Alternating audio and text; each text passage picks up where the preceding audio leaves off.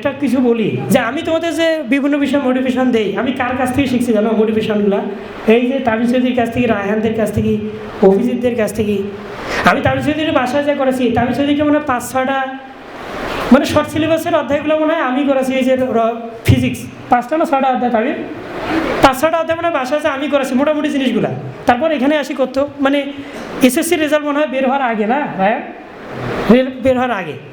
তো আর বাসা যে আমি কি দেখছি জানো, সে ভাত খাবে কখন, নামাজ পড়বে কখন, আর একটা কথা আছে ঘুমাবে কখন, সেটা লেখা আছে। ওই লেকচারটা দেখি, তারপর তোমাদের আমি লেকচার দিই যে পাংচুয়ালিটি মেনটেন করতে হয়। ওর কাছেই মেলা শিখছে। তা একটা বিষয় আছে, তুমি যখন মনে করবা যে আমি সব জানি, বুঝতে হবে ওই দিন থেকে তুমি মূর্খ। আর যখন মনে করবে না আমি জানি না, তোমার জ্ঞানের রাস্তাটা খোলা, ক্লাস 2-র বাচ্চার কাছ থেকে তুমি শিখতে পারবে। আর যখনই মনে করবে যে আমি তো জানি, তখন ওই দিন থেকে তুমি মূর্খ, আর তোমার জ্ঞানের রাস্তাটা নষ্ট হয়ে গেল। তো এখন বিষয়টা হচ্ছে যে পৃথিবীতে উদ্ভট কিছু, ইউনিক কিছু করতে গেলেই অবশ্যই কিছু না কিছু মহান ব্যক্তি বের হবে, ওরা তার বিরুদ্ধে দাঁড়াবে। আর ওরা না দাঁড়ালে ফির হয়েও না। এই প্রোগ্রামটা ওদের জন্যে, তাছাড়া তো করতে হবে, করার দরকার কি? আমি তোমার ওই যে নাফিসদের কাছ থেকে কি শিখছি জানো? নাফিসরা ওরা এইটা জানতো না যে নাজমুল ভাই একটা কথা বলছে আমরা মানবো না, এইটা জানতো না। মানে ওদের কাছে এই জিনিসটা শিখছি, মানে ওরা ডিরেকশন ফলো করতো। মানে নাফিসরা এইটা জানতো না যে নাজমুল ভাই বলছে আমি না, মানে আফিয়া কিন্তু সৈয়দপুর টেকনিক্যালের স্টুডেন্ট, তবে ইন্টার শেষের দিকটা মানে আমার কাছে ছিল, মানে শেষের 3 মাস না, শেষের 3 মাস এখানে মডেল আমি নিছি, আর সাপ্লিমেন্ট সিকুয়েন্স এগুলো আমি সলভ করেছি। এগুলো তো রংপুর বলো সৈয়দপুর বলো, ওগুলো তো তোমার মতো করে তুমি পাবো না, আর আমি তো সবার মতোই, এই জন্য সবার সাথে মিলে।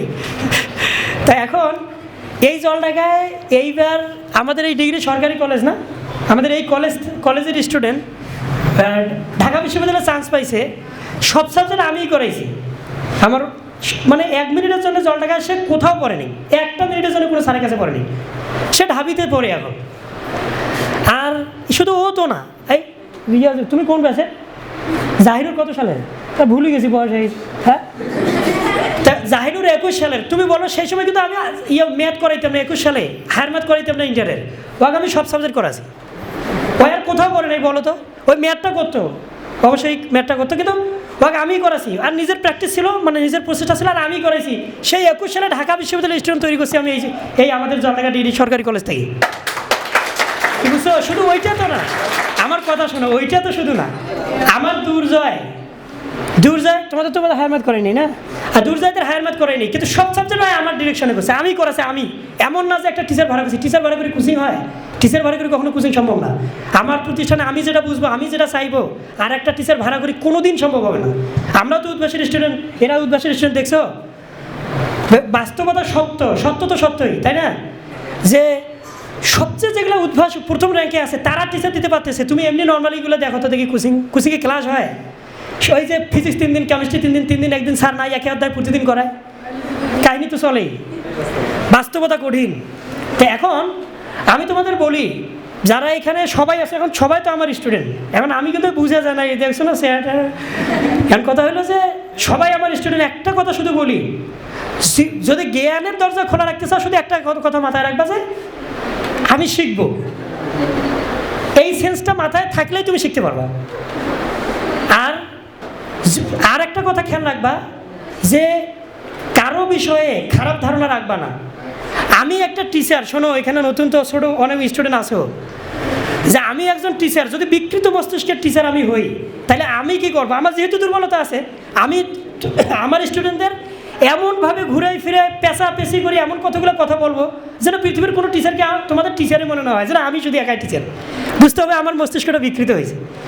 আমার কাছে পড়ে যদি তুমি আর কোনো টিচারকে টিচারই মনে করতেছো না, বুঝতে হবে টিচার হিসেবে আমি একটা ছাগল। মানে না হলে এইরকম উৎপন্ন হইলে কেন? তোমার মস্তিষ্ক বিকৃত হইলো কেন? তোমাকে এইভাবে কথা বলা শিখতে হবে, সবচেয়ে ভালো করায়, তবে আমি ওনার কাছে বেশি সুবিধা পাই। শেষ, আর কোনো কথা নেই। ও একটা টিচার হলো, এটা কোনো ব্যাপার হলো, ওটা মানে টিচার শেখাচ্ছে, তুমি ওভাবে বলতেছো। টিচার হিসেবে আমি তোমার মস্তিষ্কটা বিকৃত করতেছি। যদি এইরকম কোনো সিচুয়েশনে পড়ো, ধৈর্য ধারণ করতে হয়।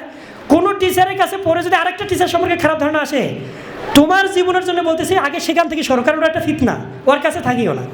কোনো কোচিংয়ে পড়ার পরে যদি মনে করো উনি সব সাবজেক্ট তোমাদের কোচিংয়ের পুরো গাইডনেসটা দিবে, সপ্তাহে 3 দিন ফিজিক্সকে, 3 দিন কেমিস্ট্রি করাবে তোমাকে, আর কোথাও বাইরে পড়া যাবে না, বাইরে পড়ার রাস্তা যখন বন্ধ করবে, সবার আগে জীবনের যুদ্ধ করে হলেও সেখান থেকে আগে ডিসকানেক্ট হতে হবে, বাইরে পড়া যাবে না। এইটা বললেই তো সমস্যা।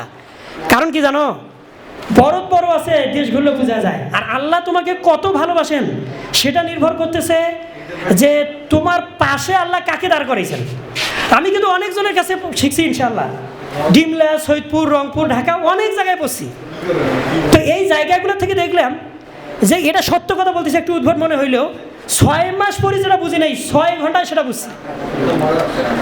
তাহলে ওই টিচারকে যে 6 বছর মনে করে 6 মাস ধরে পাইছে, তাহলে ওই কত ভাগ্যবান, বিষয়টা বোঝো। আমি আবার বলতেছি, কথাটা একটু রিপিট করি। আমি পড়ছি 6 মাসে যা বুঝি নাই 6 ঘন্টায় তা পাইছি, এমন কিছু টিচার পাইছি। তাহলে যে শহরে থাকো সবার আগে যদি 3 মাস বা 4 মাস নষ্টও হয়, আগে ওই শহরের টপ টিচারকে খুঁজে বের করবা। যদি ওই জায়গায় ব্যর্থ হয় তোমার জীবনটা শেষ। আমার কাছে অনেক স্টুডেন্ট আসে, আর ভাই অনেক স্টুডেন্ট আসে এই যে ইন্টার ফার্স্ট ইয়ার পুরোটাই পড়ছে, আবার 1 অধ্যায় থেকে পড়তেছে। আর 90% বা 99% স্টুডেন্ট এখানে করাই, কেউ আসি বলে না যে 2 অধ্যায় থেকে করেন, ভাই প্রথম থেকে পড়ান। পুরো 1 বছর যে কী করলো, তা বিষয়টা